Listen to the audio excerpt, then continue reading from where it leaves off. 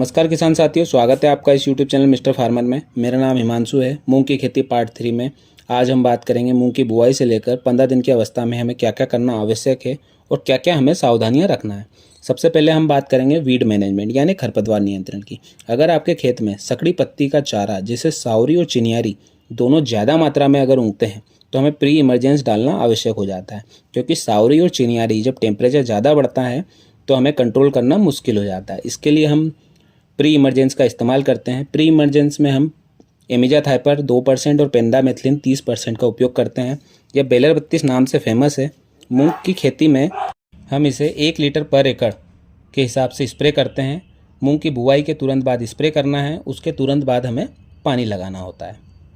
अब बात आती है पेस्ट मैनेजमेंट। पेस्ट मैनेजमेंट में हम अगर बात करें तो किस अवस्था में हमें करना है, कौन कौन सी कीट इस अवस्था में हमें नुकसान पहुंचाते हैं और किन किन दवाओं का हम इस्तेमाल कर सकते हैं।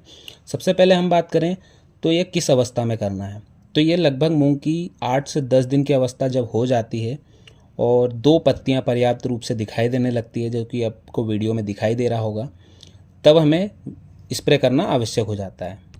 अब बात आती है कौन कौन से कीट नुकसान पहुंचाते हैं। तो जब 8 से 12 दिन की अवस्था जब मूंग की होती है, 2 पत्ती की होती है, उस टाइम पे एक इल्ली लगती है जो होती तो टम्बैको कैटरपिलर ही है, मगर ये पत्तियों पर जाले बनाती है। इसको जाले वाली इल्ली भी हमारे यहाँ बोला जाता है।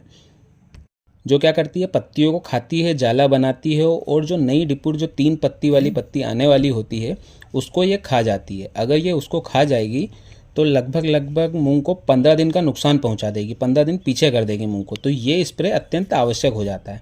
इसके बाद अगर हम बात करें तो वाइट फ्लाई और हरा मच्छर, जिसको लीफ हॉपर बोलते हैं, ये दोनों चीज़ें बहुत नुकसान पहुंचाती है।